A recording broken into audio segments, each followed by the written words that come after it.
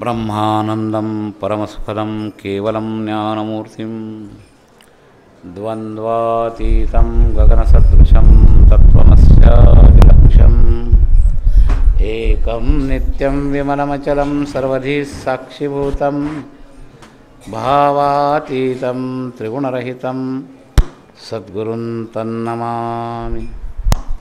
मूकं करोति वाचालं पंगुं लंघयते गिरिं यत्कृपात्तमहं वन्दे परमानन्दमाधवम्।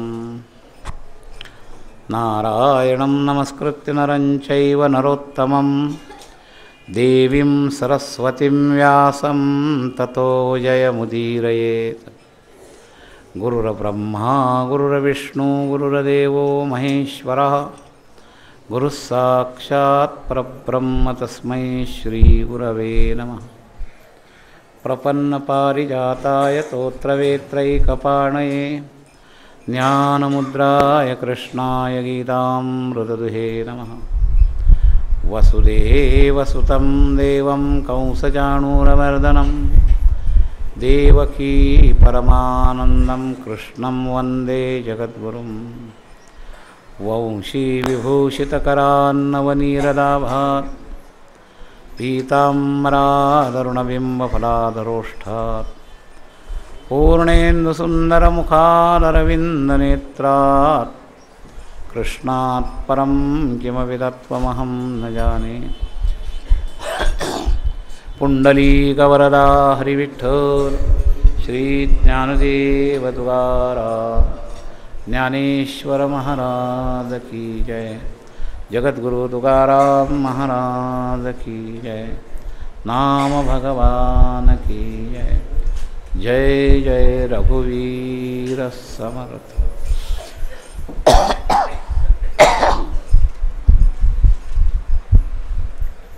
अखिल गुण निधान सच्चिदानंद घन करुणा वरुणालय भक्तवत्सल भगवान श्री पांडुरंगाच्या चरणावर मनपूर्वक साष्टांग अभिवादन करून आद्याचार्यांपासून स्मराचार्यांपर्यंत सकल संत वृंदांना साष्टांग अभिवादन करून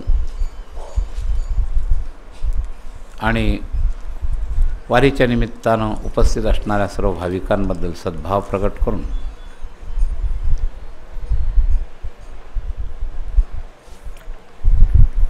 एक 2 मिनिटाचा परिहार द्यायचं आणि मग प्रवचनाकडे वळायचं.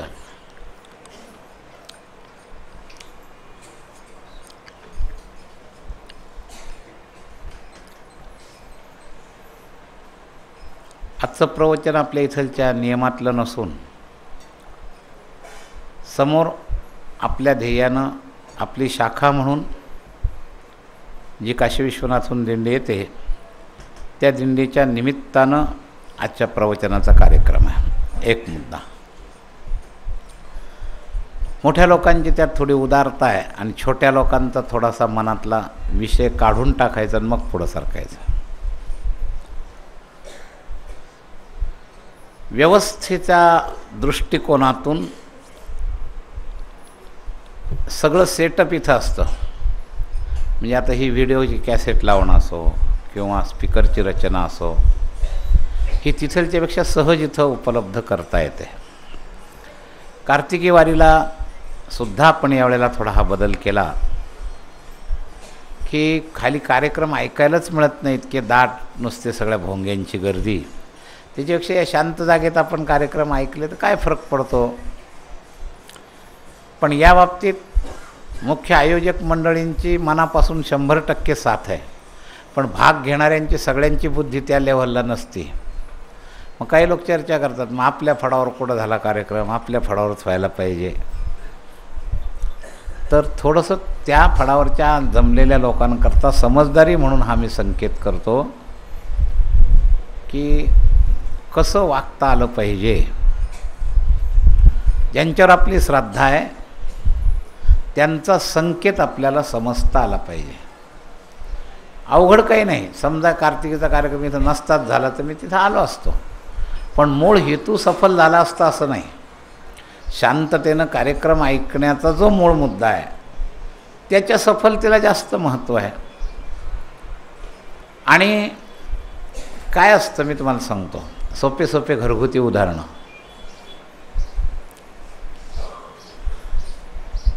एक छोटं घर बाप बांधतो, पुढे 4 मुलं असतात, मग ते घर अपूर्ण पडतं.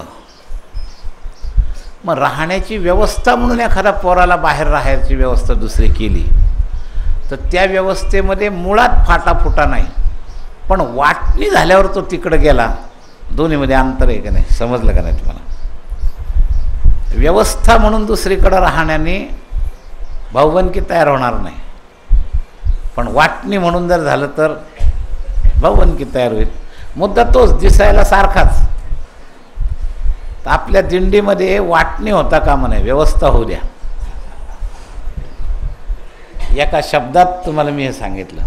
व्यवस्था म्हणून आपल्याला काही करावं लागेल, तिकडच्यानं इकडे यावं लागेल, इकडच्यानं तिकडे जावं लागेल. ही रचना आहे, व्यवस्था आहे. एका जागी सगळे पुरू शकत नाही. उद्या तुम्ही जरी म्हणले की आम्ही तुमचेच आहे, आम्हाला उतरू द्या, पण आमचीच जागा आम्हाला पुरत नाही, असं उदाहरण काय. तर व्यवस्था म्हणून वेगळं राहणं वेगळं आणि वाटणी म्हणून वेगळं राहणं वेगळं, या दोन्हीमध्ये अंतर आहे. तर प्रेम पाहिजे असेल तर वाटणी म्हणून वेगळं राहू नका, व्यवस्था म्हणून वेगळं राहा, म्हणजे प्रेम कायम राहील. दोन्हीतला अर्थ आणि फरक कळला असेल तुम्हाला. सोप्या आणि साध्या उदाहरणातून घटना एकच, पण हेतूतला फरक आहे.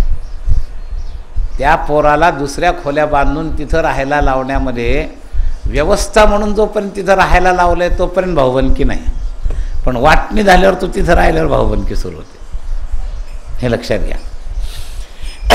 तर या 2 दिंड्यामध्ये वाटणी होता कामा नये, व्यवस्था होऊ द्या. व्यवस्था व्हायलाच पाहिजे. अरे आता लोक म्हणतात इतके लोक आता इतक्या दिंड्या वाढल्यात, दिंड्या वाढवल्या नसत्या तर कमी दिंड्यात एवढी व्यवस्था झाली असती का? माऊलीच्या पालखीच्या समोर दिंड्या आहेत, तुकाराम महाराजांच्या पालखीसमोर दिंड्या आहेत. तर दिंड्या वाढल्या म्हणून व्यवस्था वाढली, व्यवस्था वाढली म्हणून समाज सामावून जायला लागला. नाही तर त्याच दिंड्याने तेवढेच व्यवस्था असती एवढा समाज सामावणं शक्यच नव्हतं. फक्त फरक कुठं आहे, सगळे दिंडीवाले व्यवस्था म्हणून दिंडी काढत नाही, आपलं काहीतरी चाललं पाहिजे म्हणून दिंडी काढतात, ते वाटणीवाल्याच्या यादीत जातात. लक्षात घ्या. तर व्यवस्था म्हणून दिंड्या वाढल्याने काही फरक पडत नाही,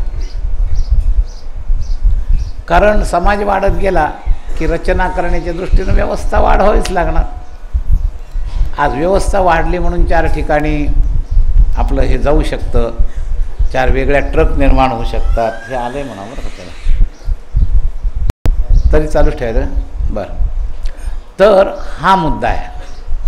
मी थोडक्यात आपल्या या प्रवचनाच्या निमित्तानं तुम्हाला थोडक्यात संकेत केला आणि हे थोड्या उदाहरणात पण मोक्याचा संकेत आहे, कळला तर खूप लाभ आहे काय. आणि याच्यामध्ये आयोजकांची उदारता आहे, त्यांचं कधीच काही म्हणणं नसतं.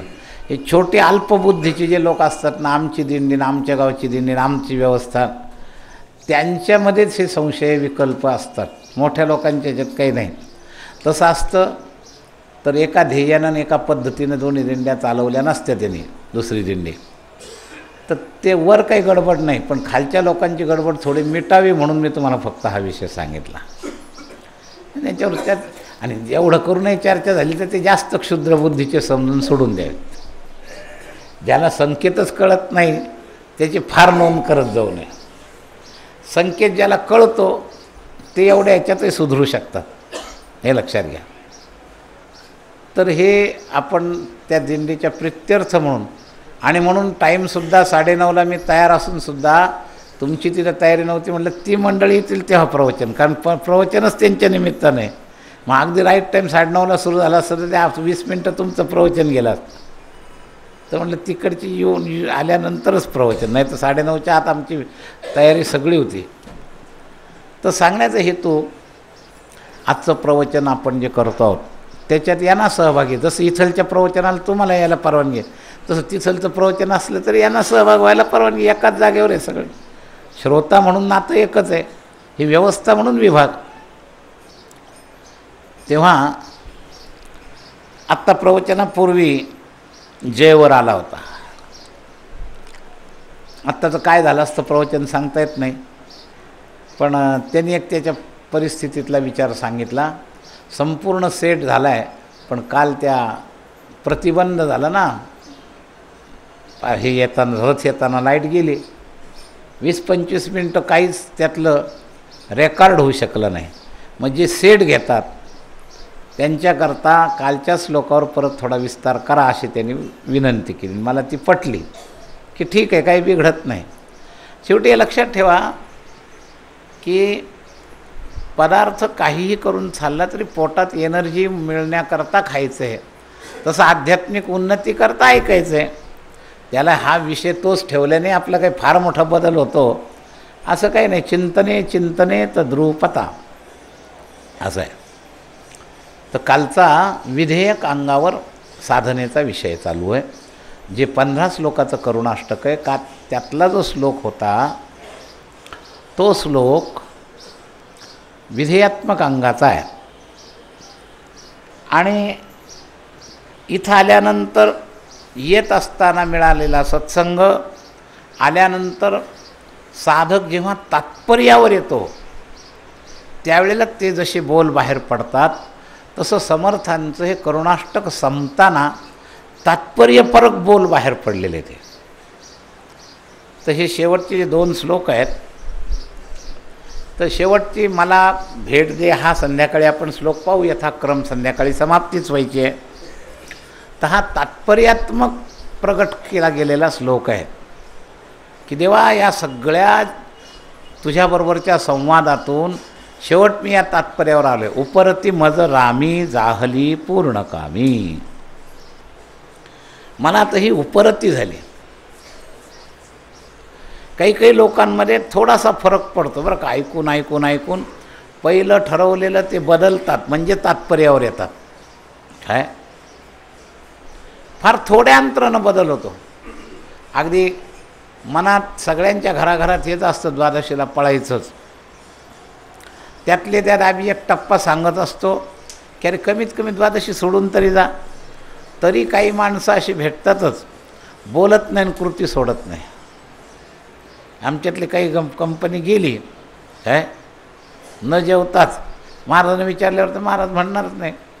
तरी असते पूर्वीच्या सापेक्षात मी आता आग्रह कमी केला. एखाद्या व्यक्तीपुरता आग्रह पर्सनल प्रेमामुळं करणं वेगळं, पण बाकी आग्रह मी कमी केला आहे.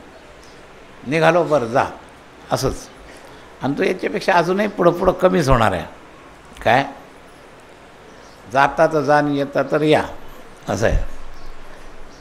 या दृष्टिकोनातून पण लोकांची एक सवय असते मला की जे ठरवलं आहे ते सोडत नाही.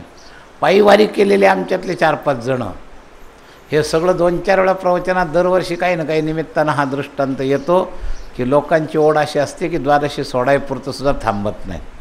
आणि तरी तेवढीसुद्धा सुधारणा करायची तयारी नसते. मोह किती आहे, मोहाची ताकद काय आहे, किती ही ताकद आहे. त्या मोहाचा अनुभव दरवर्षी येतोच. व्यक्ती बदलून असो, कधी त्याच व्यक्ती असो, पण हे सगळा अनुभव येतातच दरवर्षी, लक्षात घ्या. म्हणून तर पहिली मागणी निरसी मोह माया. तर हा मोह पहिला मागितला निरसण्याचा. ह्या मोहाने आपल्याला फार मोठा प्रतिबंधाला, परमार्थाच्या गाडीला मोठा लगाम या मोहाने लावला आहे असं आहे. तर हा मोह फार जबरदस्त आहे. पण या मोहातून जेव्हा वर येतो त्यावेळेला त्याच्या स्वतःच्या तोंडून तात्पर्यात्मक असा निर्णय निघाला पाहिजे. उपरती मजरामी जाहली पूर्ण कामे. आता मला उपरती झाली. आजपर्यंत वाटत होतं पण कृतीत घडत नव्हतं. पण आता स्वनी समर्थन केलं नाही, आता असंच करायचं. तर स्वसमर्थन, उपरती म्हणजे स्वसमर्थन आहे असा एक अर्थ आहे.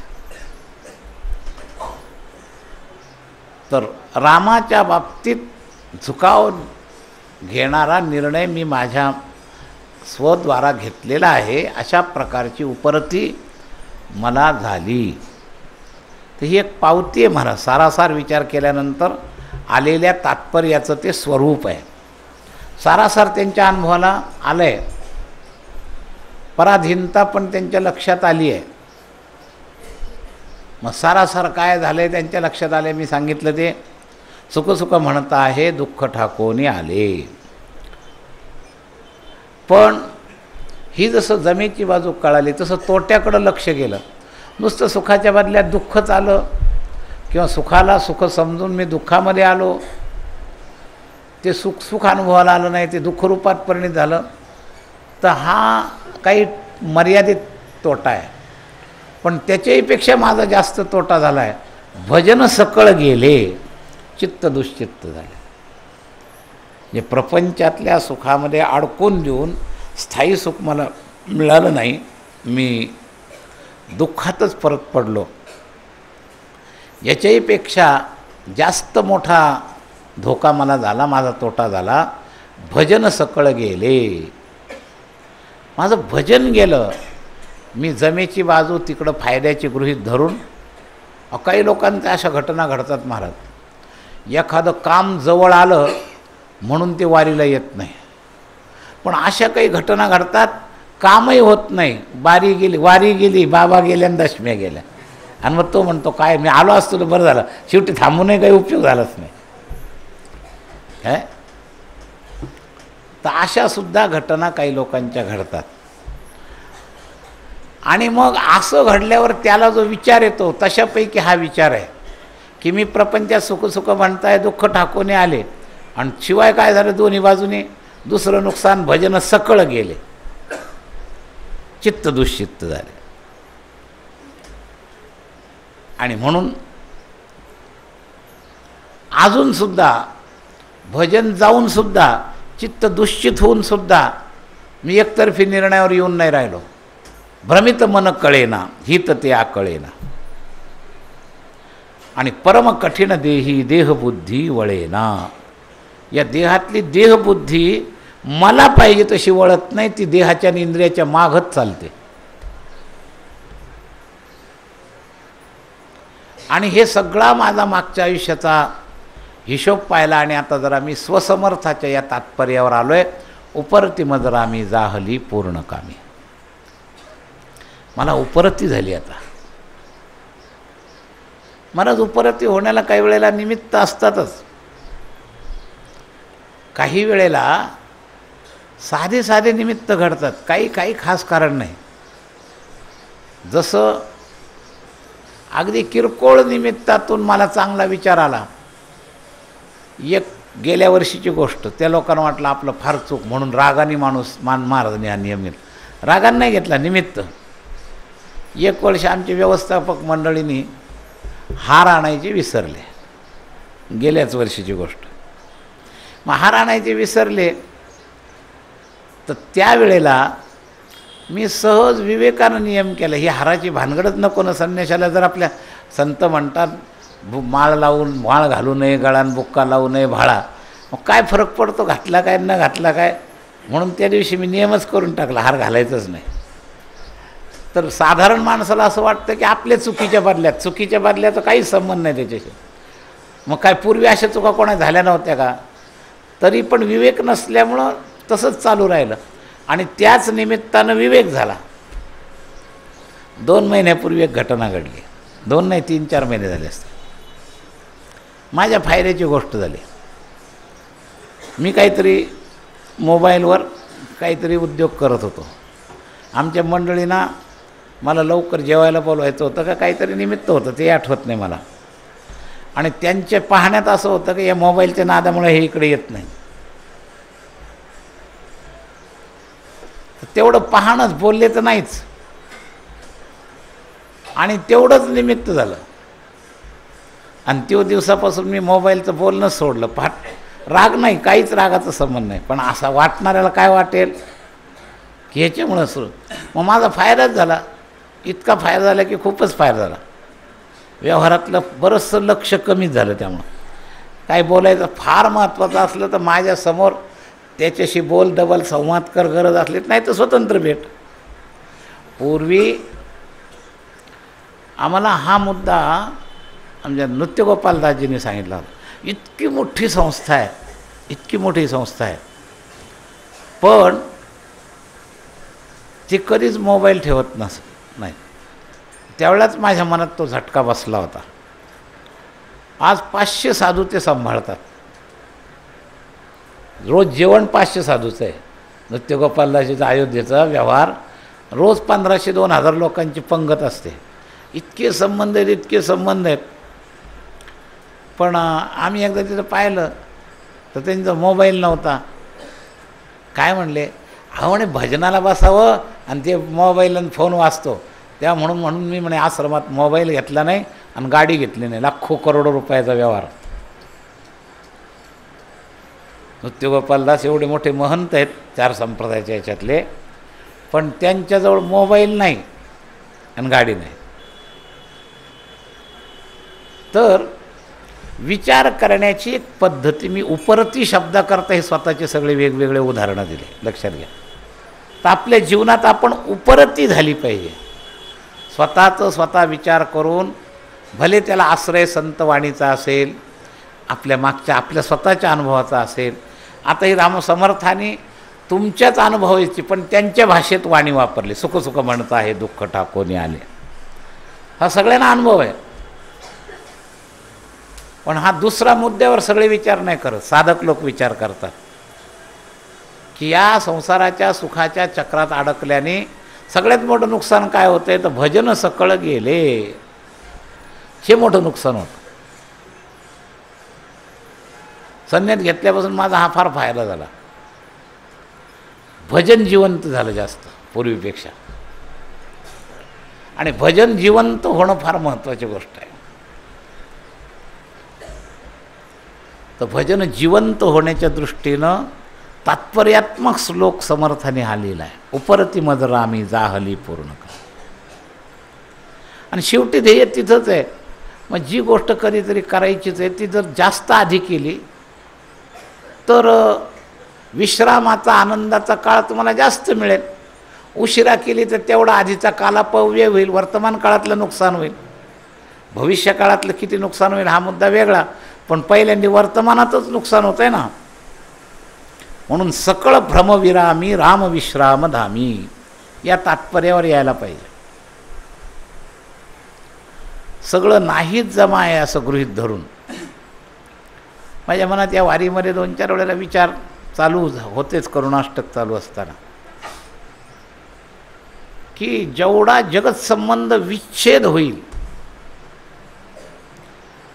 तसे प्रयत्न मी 1-2दा केलेत. पण त्याची योग्य वेळ, जसं ते आमचे लक्ष्मणाला रामाने सांगितलं, जेव्हा उद्वेगाचा शब्द आला जनकाचा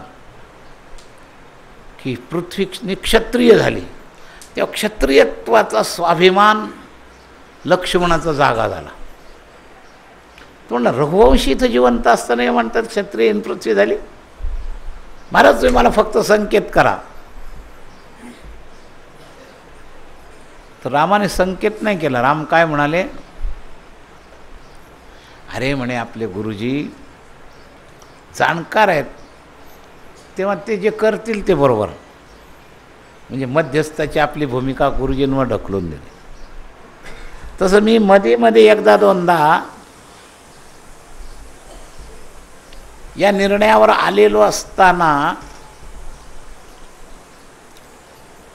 आता बघा मी संन्यास घेण्याच्या वेळेला जशी इतर काही उपाध्या मी करायच्या, तसं ही कीर्तनाची उपाधी विवाद नको करण्याच्या पूर्वीचे कितीतरी वर्षात कितीतरी घटना आम्ही ऐकलेल्या आहेत. त्या मोहनानंदांवरून किती वादळं झाले, कितीतरी घटना आम्ही ऐकल्या. आणि आपण तर आता संन्यास घ्यायला लागले तर हा विषयच नको असा विचार होता डोक्यात. पण आपल्या मनाने निर्णय करण्यापेक्षा पूर्वीपासून आपली जी विश्वास शक्ती भगवंताची, तिथं निर्णय करावा. म्हणून आम्ही संन्यास घेताना कीर्तन प्रवचनं चालू ठेवावे का बंद करावे. चिठ्ठी बंद करायची आली असती तर माझा मूळ झोकाव तिकडंच होता, पण देवाला काहीतरी थोडंसं कार्य करून घ्यायचं होतं म्हणून तशी चिठ्ठी आली नाही. चालू ठेवावी असं की चिठ्ठी आली. नाहीतर माझ्या मनात हा विचार अनेक वेळा येऊन गेला, आतासुद्धा काही विचार येऊन जातात, पण फायनल निर्णय देवाचे, कारण त्याची नेमकी योग्य वेळ आली की नाही तो निर्णय करण्याची हे आपल्यापेक्षा देवाला जास्त कळतं. म्हणून फायनल देवावर ठेवायचं. आपल्या मनात जरी विचार आले असले तरी सफल होण्याची ताकद ही त्याच्या पद्धतीनं आपण घेतली पाहिजे. तर काही निर्णय आपले आपण तात्पर्यात्मक करायचे असतात आणि काही निर्णय जे असतात ना त्याला शक्ती जोड लागते. साधं व्यसन सोडावं वाटलं निश्चय करून सोडू शकतो, पण एखादं गहिराईचं आसक्तियुक्त जर सोडायचं ठरलं तर वाटलं तरी सुटतंच असं नाही. मग तो कधी कधी स्मशान वैराग्यासारखा मी सोडलं म्हणतो आणि पुन्हा हलकेच महिना 2 महिन्यांनी ते चिकटतं. ज्याच्यामधलं आतलं मूळ निघालं नाही आसक्तीचं, त्याच्या बाबतीत अशा घटना घडतात. तर म्हणून याचं विभाग बरोबर करता आला पाहिजे. स्वसमर्थनाचं तात्पर्य काढणं, भगवंताला प्रार्थना करून शक्ती मागून एखादा निर्णय आपल्या मनासारखा करण्याकरता मनापासून प्रार्थना करणं, हे वेगवेगळ्या व्यक्तीच्या वेगवेगळ्या प्रसंगामध्ये अवलंबून आहे. इथं समर्थ हा तात्पर्यात्मक विषय मांडतायत. स्वतः केलेला सारासार विचार करुणाष्टकाच्या संवादातून ते त्या तात्पर्यावर आलेले आहेत. आता की देवा मला आता उपरती मजरामी जाहली पूर्ण कामे, आणि अशी उपरती योग्य वेळेला झाली होती म्हणून समर्थांचं घर सुटलं. आणि किती झटपट असा विचार करत नाही बसले. परवा मी उदाहरण सांगितलं होतं ना, काल का परवा, की अरे साप झाडावरून खाली ओटीत पडला आहे, अशा वेळेला विचार करायला वेळ नसतो जास्त, तात्काळ निर्णय असा यावा लागतो. तो कोणत्या जातीचा आहे, किती मोठा आहे, असा विचार करून भागणार नाही, तो लगेच तुम्हाला दंश करेल. अशा वेळेला झटका द्यावा लागतो. तर काही उपरती झटक्यानं आणि काही विवेकानं असं आहे. तर काही विचार असे आहेत की ते झटकाच द्यावा लागतो. हे डॉक्टर मंडळी या जखमेवर पट्ट्या चिकटवतात आणि दुसऱ्या दिवशी तुम्ही जेव्हा जाल ना, तुम्हाला काढायला लावा, तुम्ही अगदी थोडं थोडं थोडं काढत राहता आणि ते दुखतच राहतं आणि लवकर काढावं वाटतच नाही. आणि परत जर तुम्ही ड्रेसिंगला दुसऱ्या दिवशी गेले ना तर ते तुम्हाला बोलायच्या नादी लावतात आणि झटकन काढून टाकतात. तर काही विषय असे असतात की त्याला झटकाच मारावा लागतो. झडझडवणी वहिला आणि या भक्तीच्या वाटेला, तरी पावसी अव्यंग निजधाम माझे.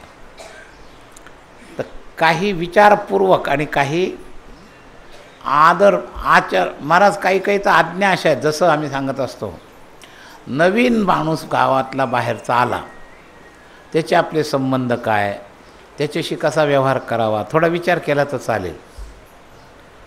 पण आई किंवा वडील समोर आलेत आणि त्यावेळेला मी पाया पडावं का नाही असा विचार करावा का? काही नाते असे आहेत की विचार करायला संधी नाही. बाहेरचा माणूस आला आहे, विचार करावा, तो इतका आदरणीय आहे की नाही, सहज झुकावं की नाही, का बरोबरीनंच हात जोडावेत, विचाराचा प्रसंग आहे. पण जे मुख्य मातृदेवो भव, पितृदेवो भव, आचार्य देवो भव, या 3 ठिकाणी विचार करायचं कामच नाही, विचाराला संधीच नाही. तर अशा उपरतीचे प्रकार आहेत. विचारपूर्वक उपरती आणि काही झटक्यात उपरती. तर असे बारीक भाग लक्षात घ्या. पण उपरतीचा निर्णय जो आहे तो पहिल्यांदा धारण व्हावा लागतो की ज्या ठिकाणी आपण जातो आहे तिथं ते पूर्ण होणार आहे, ती व्यक्ती पूर्ण आहे. सकळ भ्रमविरामी राम विश्रामधामी. पंढरपूर हे रामविश्राम धामीचं जागा आहे. तर रामच पांडुरंग झालेला आहे. रामविश्राम धाम म्हणजे फक्त अयोध्या नाही, रामविश्राम धाम म्हणजे फक्त चित्रकूट नाही, तोच राम या धामात आहे. आणि या धामात भ्रम निराश होईल, भ्रमांचा विराम व्हायचा असेल तर इथे यायला पाहिजे. म्हणून इथे येण्यात कॉम्प्रोमाइज होता कामा. तर इथं येण्यात कॉम्प्रोमाइज नको, येण्याच्या विधीत कॉम्प्रोमाइज नको. दोन्हीकडे हात ठेवायला जातात. तुका म्हणे त्याशी दुहीकडे धक्का. नाही, मी जातो पण एका दिवसात परत येतो, म्हणजे तुमच्याकडचे नुकसान नको आणि तिकडे धक्का दिल्यासारखं झालं. हल्ली वाहन व्यवस्था असल्यामुळं ते वारीला इकडचे लोक म्हणतात का हो तुम्ही दिसले नाही, आणि तिकडच्यांचं तर नाहीच म्हणणं असतं. मग त्यातल्या त्यात अर्ध त्याचतो ना, 2 दिवस काढणार तर लगेच यायला कबूल करतोय, मग परवानगी द्या. हे विधीत कॉम्प्रोमाइज झालं बरं का. तर हे विधीत सुद्धा कॉम्प्रोमाइज नको. इथं यायचं म्हणजे इथलच्या पद्धतीनं यायचं. येताना तुमच्या इच्छेनं यायचं आहे आणि जाताना संताच्या आणि देवाच्या इच्छेनं जायचं आहे.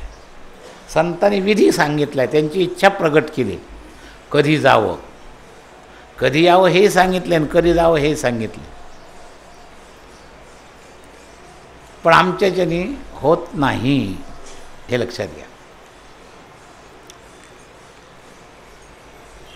तर हा निर्णय झालेला नसतो. हा निर्णय समर्थांचा झालेला आहे की सकळ भ्रमविरामी राम विश्राम धामी. आणि इथं आल्यावर तरी आत्ता मला क्षणक्षणाला तुमच्या या स्मरणात राहावं असा निश्चय माझा आत आहे. आणि इथं याला तुम्ही मदत करा. घडी घडी मन रामी, मन आता रामरूपी भरावे. रघुकुल टिळकारे आपुलेसे करावे. बस आता तू मला ओढूनच घे, माझी इच्छा आहे. मी काल 2-3 उदाहरणं सांगितले, त्यावेळेला लाईट बंद होती. की काही लोक अधीन असतात, कधी परिस्थितीच्या कधी व्यक्तीच्या, आणि अर्धमन तातून तयार होतं ना, अर्ध्या मनात नाही हो तुम्ही तेवढं की नाही आमच्या वडिलाला सांगा, एखादं पोरगं म्हणतं. म्हणजे स्वतः वडिलाला सांगायची हिंमत नसते आणि यायची तर तीव्र इच्छा असते, मग आमच्यासारखाचा आश्रय घेतला जातो. तसं समर्थ रामाचा आश्रय घेतात की मन गडबड करते ना, देवा या मनाला तू आता ओढून धर, घडी घडी मना आता रामरूपी भरावे.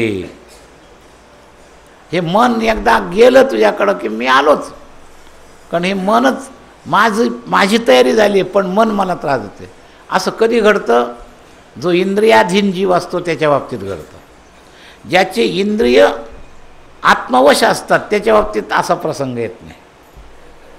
म्हणजे जे आपल्या ताब्यात आहेत त्याच्या बाबतीत नाही असा प्रसंग आहे. असा प्रसंग कोणाच्या ताब्यात बाबतीत येतो? तर आपण विषयी माणसं हे इंद्रियाच्या अधीन असतो. इंद्रियाचे दिने आम्ही केलो नारायण, किंवा अंतःकरणाच्या अधीन असतो, किंवा स्वजनांच्या अधीन असतो, किंवा सामुग्रीच्या अधीन असतो.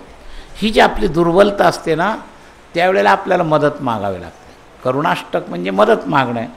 मग कोणकोणत्या अँगलची मदत त्याच्यात मागितली? परवा मी तुम्हाला एकेका श्लोकांची यादी सांगितली, कोणकोणत्या अँगलची करुणा याच्यात मागितली. तर इथं या अँगलची करुणा मागितली, या लाईनची, की घडी घडी मना आता रामरूपी भरावे, रघुकुल टिळकारे आपुलेसे करावे. ही मागणी आहे. आणि या मागणीकरता माझ्या मनाची तयारी काय झाली आहे? उपरती मजरामी जाहली पूर्ण कामे, आणि सकळ भ्रमविरामी राम विश्राम धामी. ही माझी तयारी झाली. मग आताच या तयारी करता तुम्ही या शब्दांचा विचार करा की समर्थ म्हणतात माझी तयारी झाली. ते समर्थांचे शब्द आपण ऐकतोय, पण आपली तयारी अशी होत चालली आहे का? आपल्याला उपरती होते का? तात्पुरतं वाटणं आणि उपरती होणं, जसं पश्चात्ताप आणि अनुतापमध्ये फरक आहे, तसंच काय रती ढिल्या झाल्याशिवाय उपरती होणारच नाही. संसार रती ज्याची पक्की आहे त्याला कधी उपरती होणार नाही, हे लक्षात घ्या. आणि मधली पायरी उपरती. संसार रती ढिली झाल्यावर उपरती होईल, आणि उपरतीच्या बाजूला झुकून थोडी साधना केलं तर विरती होईल. रती, उपरती आणि विरती अशा 3 पायऱ्या पडतील. तर रतीतून विरतीकडं जाण्याकरता मधला हा उपरतीचा टप्पा आहे. उपरती ही थोडी वैराग्याच्या बाजूला झुकणारीच असते. चालू निर्णय बदलून दुसरा करायचा म्हणजे थोडंसं वैराग्याच्या साईडचं झुकलेली आहे. आपल्याला आता ही उपरती झाली. नाही, आजपर्यंत मी करत होतो, पण नाही, आता उद्यापासून ठरवलंच हे नाहीच करायचं. तर ही उपरती आहे. म्हणजे रती थोडी ढिली झाल्याशिवाय उपरती होत नाही. आणि उपरतीच्या काळात काही काळ गेल्याशिवाय विरती पूर्ण होत नाही, असं आहे. तर रती, उपरती आणि विरती. तर कमीत कमी आपल्याला नाही विरती आज झाली तर पंढरीच्या संगतीत निदान उपरती तरी होऊ द्या थोडीशी. कोणत्या कोणत्या बाबतीत तरी उपरती झाली पाहिजे. आजपर्यंत मी अमुक केलं, आता अमुक करणार नाही म्हणतात, पण त्याच्यावर संस्कार दृढ करत नाही. याचं कारण उपरती ढिली का होईल आणि कधी होणार नाही, तर या धारणेवर असला तर उपरती ढिली होणार नाही. कोणत्या धारणेवर? सकळ भ्रमविरामी रामविश्राम धामी हा सिद्धांत आहे. आणि हा सिद्धांत आजपर्यंत पोहोचला असेल आणि धारण झाला असेल तर उपरती ढिली होणार नाही. म्हणजे दुसऱ्या चरणाचा पहिल्या चरणाच्या आचरणाशी संबंध आहे. उपरती होण्याचं केंद्र इथं मज शब्दाने स्व लेव्हलवर आहे. मन लेव्हलवरची उपरती, उपरतीचे प्रकार, मन लेव्हलची उपरती, इंद्रिय लेव्हलची उपरती, बुद्धी लेव्हलची उपरती आणि स्व लेव्हलची उपरती. इथं उपरती मज शब्दाने स्व लेव्हलच्या उपरतीची भाषा आहे. मन लेव्हलची उपरती ही देशकाल परिस्थितीच्या प्रभावानं होत असते बरं का.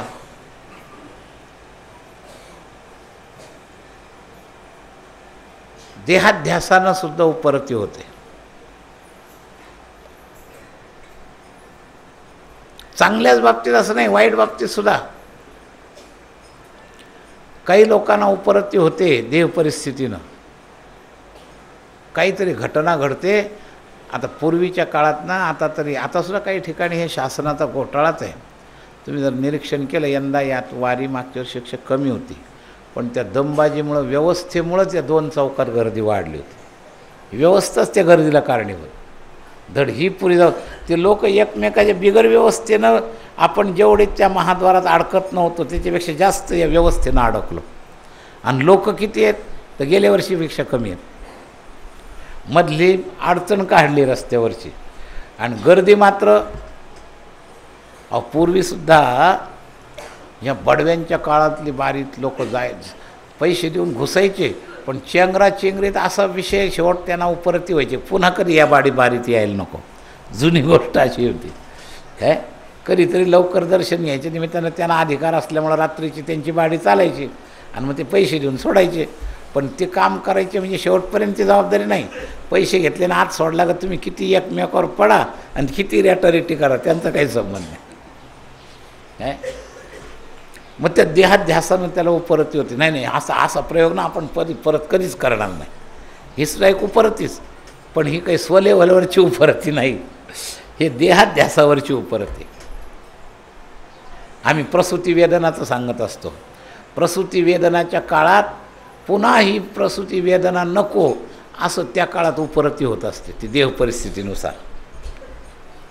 आणि पुन्हा एकदा लेव्हल आली की विकार हलकेच घुसतात. ते त्या वाणिनीचं उदाहरण सांगतो ना मी.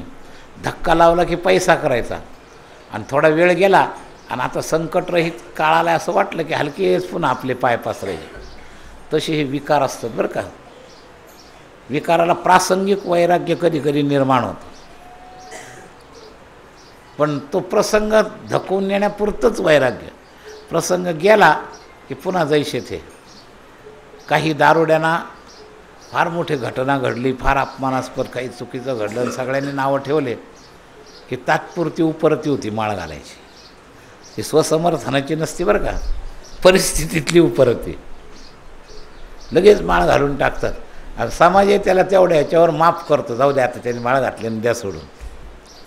पण त्याला स्वसमर्थन नसल्यामुळं थोडे दिवस गेले की पुन्हा जैसे ते.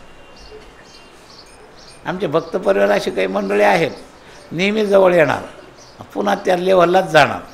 काही दिवस मध्ये सुधारणार आणि पुन्हा का त्याच लेवलला जाणार. तर हे स्वसमर्थित उपरती नसते, म्हणून हा प्रकार आहे.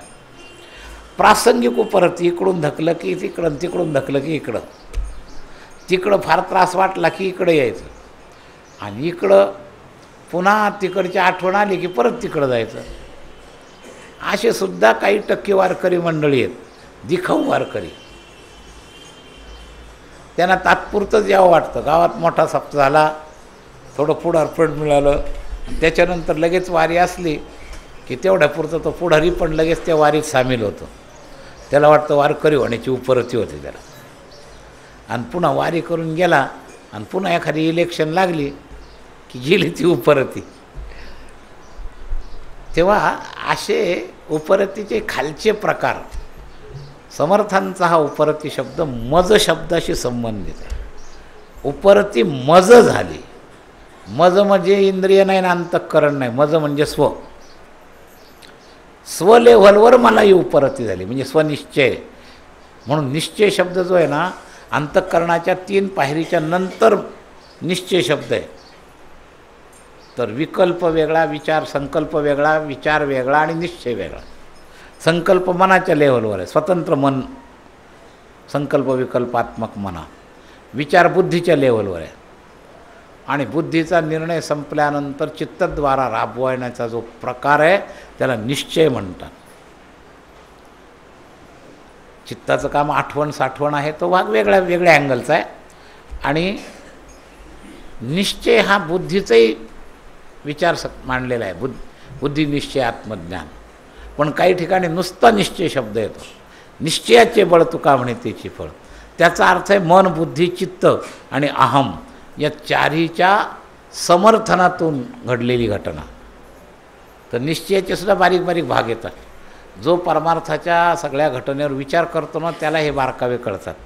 नाही तर आपण याचा त्याच्यावर आरोप करतो, त्याचा याच्यावर आरोप करतो. तर निश्चयापर्यंत जाणं ही निश्चय प्रगट करत असताना संपूर्ण स्वसमर्थनाच्या लेव्हलवर तो प्रगट करणं, हे जे तात्पर्य आहे ना, ही स्वची उपरती आहे.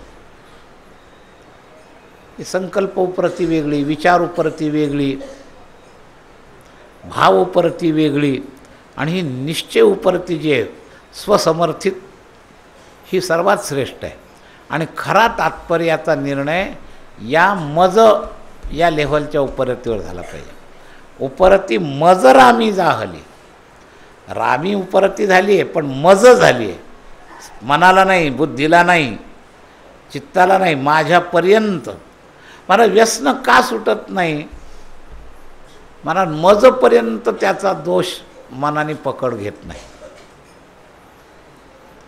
आणि त्यामुळं संकल्पाचं जसं दुसरं उत्तर आहे विकल्प, मग तो प्रकार घडतोच. सार विचार, असार विचार याची टक्कर, संकल्प विकल्प याची टक्कर, ही जी होते ना, याच्यातली जी उपरती आहे ती स्वनिश्चयाच्या उपरतीपेक्षा जरा दुबळी आहे. सगळ्यात श्रेष्ठ उपरती आहे स्वसमर्थित उपरती. ही सगळी प्रवचनं ऐकून ऐकून ऐकून तुम्ही यातल्या एखाद्या सिद्धांताला स्वसमर्थित उपरतीपर्यंत घेऊन जा. शनै शनैर उपरमेत. बस धीरे धीरे का होईना, बुद्ध्या धृती गृहीतया. हे उपरमेत आणि उपरती एकाच अर्थाचं आहे, लक्षात घ्या. तर धीरे धीरे ती उपरत, पण जे पाऊल चढेल ना, म्हणजे म्हणून आमचे संत म्हणायचे, अरे दगडाची मूर्ती घडवणं सोपं आहे, पण माणूस घडवणं अवघड आहे. काय कारण? तर उत्तर एकच, दगडाची घडवलेली मूर्ती दुसऱ्या दिवशी बुजत नाही, आणि घडवलेल्या माणसाला परत बुजतं. पाण्यावर जर रेग मारली तर ती बुजून जाते, रबर ताणलं तर परत ठिकाणावर येतं. तसं माणसावर संस्कार करताना ते रबरासारखं तेवढ्यापुरतं ताणलेले वाटतात माणसं, आणि सत्संग सुटला की पुन्हा जायचे ते. म्हणून माणसं घडवणं अवघड. दगड घडवायला सोपा, इतकी माणसं घडवणं अवघड आहे. हा अनुभव आम्ही रोज घेतोय मला, रोज. तोंडावर कधीच काही म्हणत नाही, आपल्या मनातलं केल्याशिवाय राहतच नाही. शेवटी पाळी आली तर तोंड लपवून का होईना पण आपल्याच मनातलं करतील. म्हणून माणसं घडवणं फार अवघड आहे, हे लक्षात घ्या.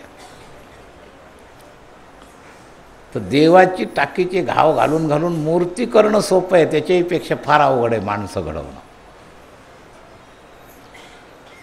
तर वारीतून आपण काहीतरी घडलो गेलो पाहिजे म्हणजे मज लेव्हलवर उपरती झाली पाहिजे.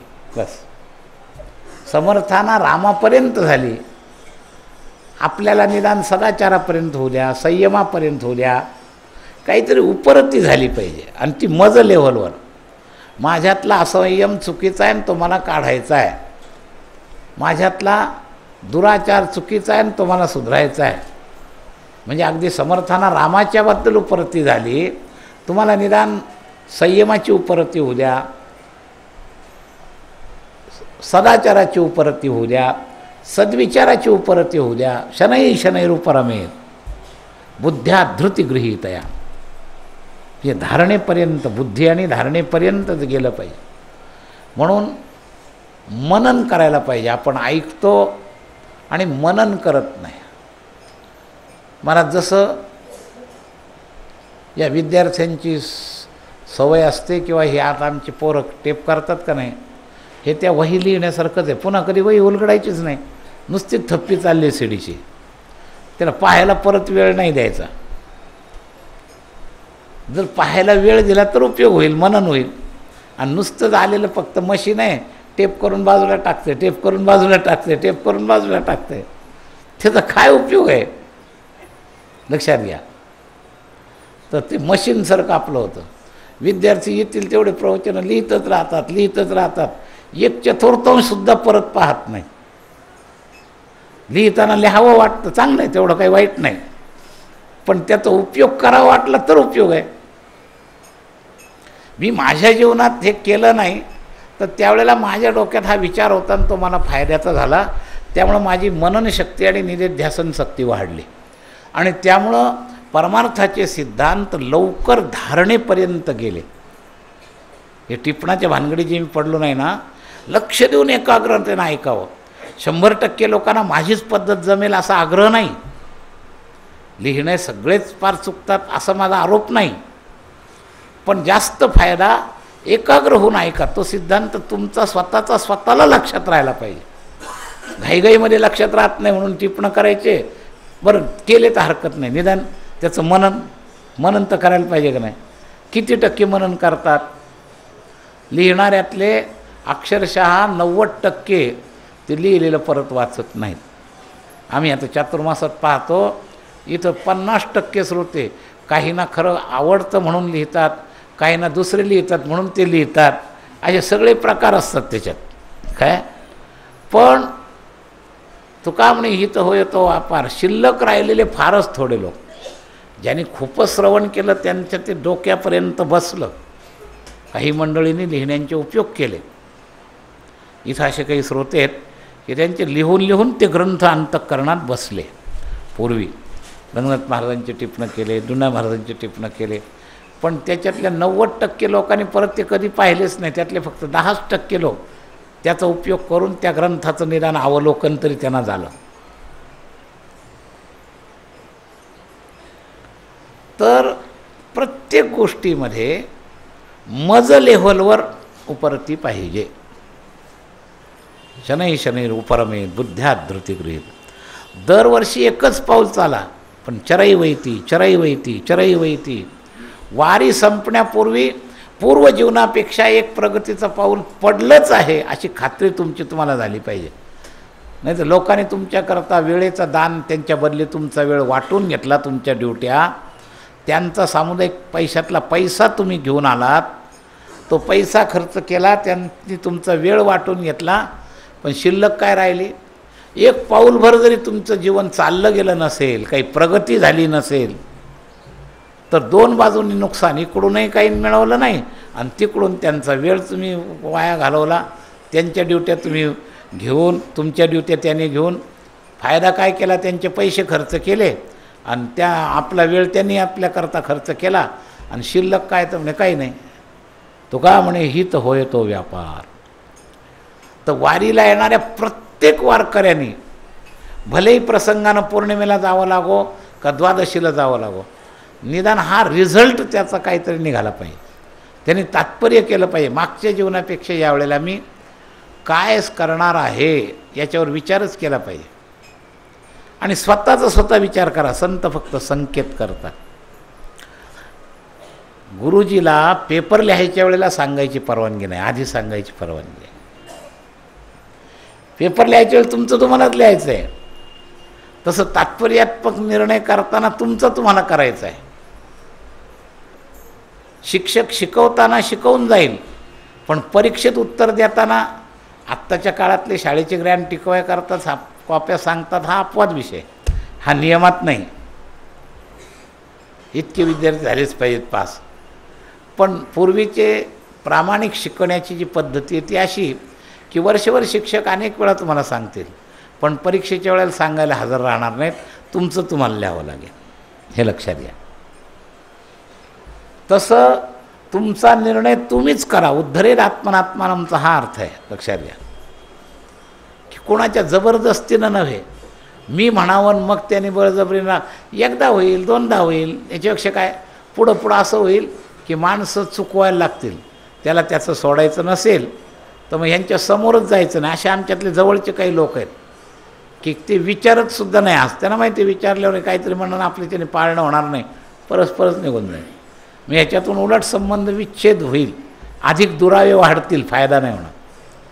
म्हणून परीक्षेचं उत्तर ज्याचं त्यानेच लिहायचं असतं, ते दुसऱ्याने सांगून उपयोग नाही. तर समर्थांना परीक्षेचं उत्तर लिहिताना 2 ओळीत त्यांनी दिलं की उपरती मज झाली, मज रामी. बस, मी तुझ्या म्हणण्यामुळं नाही, शास्त्राच्या म्हणण्यामुळं नाही, माझी मला उपरती झालेली आहे. की सगळं मनोरथ पूर्ण करणारा तू आहेस. जसं संत आहे ते का जनार्दन संत पूर्ण करते मनोरथ, तसं व्यवहारातली एकही शक्ती पूर्ण कामी नाही, फक्त तूच पूर्ण कामी आहे. म्हणजे तुझ्याशी संलग्न होण्याची उपरती, तुझ्या या पूर्ण कामीपणाबद्दल मला विश्वास झाला आहे, म्हणून तुझ्याशी मला उपरती झाली. आता हे पूर्ण कामी रामी मज उपरती झाली, असा अन्वय करून अर्थ करायचा. पूर्ण कामी हे विशेषण, आणि फक्त परमात्माच पूर्ण कामी आहे, बाकी कोणी पूर्ण कामी नाही. कामना पूर्ण करण्याकरता पूर्णमिदम लागतो. तो पूर्णमिदम असल्यामुळं तोच हे करू शकतो. पूर्णमदः पूर्णमिदम पूर्णात् पूर्णमुदच्यते पूर्णस्य पूर्णमादाय पूर्णमेवावशिष्यते. तर तो जो पूर्ण असेल तोच पूर्णकामी असेल. जो अपूर्ण असेल तो पूर्णकामी कसा होईल? होऊच शकत नाही. लक्षात घ्या. तुमच्या कामना पूर्ण करायला जो स्वतः बांधला आहे तो तुम्हाला कसं सोडवू शकेल? तो स्वतः मोकळा असला तर बांधलेल्याला सोडवू शकेल. तो जो स्वतः पूर्ण कामी आहे तो दुसऱ्याला पूर्ण कामी करू शकेल. तर देवा मी या निश्चयावर आलो आहे, हे जगत पूर्ण कामी नाही, म्हणून पूर्ण कामी रामी मज उपरती जाहली, असा अन्वय लावायचा. तर तू पूर्ण कामी राम आहेस, म्हणून तुझ्यामध्ये आता माझी उपरती पूर्ण झाली, हा निश्चय. आणि यामुळंच सकळ भ्रमविराम होणार आहे. तो पूर्ण कामी तू सगुण रूपानं जिथं आहेस तिथं मी जर विश्राम घेतला, धामनिवासी झालो, तर आपोआपच सकळ भ्रमविराम होणार आहे. विराम म्हणजे संपणं. माझे सगळे भ्रम संपणार आहेत, त्याला पूर्ण विराम मिळणार आहे भ्रमाला. हा जो जगताबद्दल सत्यत्वबुद्धी सुखत्वबुद्धी हा मोठा भ्रम आहे, आणि याला पूर्ण विराम मिळायचा असेल तर पूर्णकामी रामीमध्ये मला उपरती होऊन मी त्या ठिकाणचा स्थायी विश्रामधामी व्हायला पाहिजे. रामविश्रामधामी. मला जी उपरती झाली आहे तुझ्यात यावं ही उपरती आहे, आणि त्याच्याकरता तू जिथं असशील तिथं राहावं ही उपरती आहे. तर या तात्पर्यापर्यंत मी आता आलो आहे. मग आता हे मन जे गडबड करतं आहे, या मनाला तू ओढून घे, त्याच्याबरोबर माझ्या सगळ्या समस्या समाप्त होतील. म्हणून करुणेचा एक ओघ या अँगलने या श्लोकात मांडला. घडी घडी मना आता रामरूपी भरावे. ही करुणेची करुणाकांक्षा आहे की तू मला काय करून दे, रोमा रोमात माझ्या राम भरवून दे. माझं जसं स्व तुझ्याकडे येते तसं शरीरसुद्धा येऊ दे. बस शरीर आलं की पुन्हा पराभव होण्याचा प्रश्नच नाही. शरीर आणि मी हे दोघंच एकाशी चिकटलेलो आहे आणि याच्यातला मी यायला तयार आहे, पण शरीर न आल्यामुळं ओढता नाही. तर तेवढं तू सूक्ष्म शरीरातलं जे अंतःकरणाचं प्रतिनिधित्व असणारं जे मन आहे, म्हणजे माझं अंतःकरण एकदा तुझ्या ठिकाणी लागलं की माझी चिंता मिटली.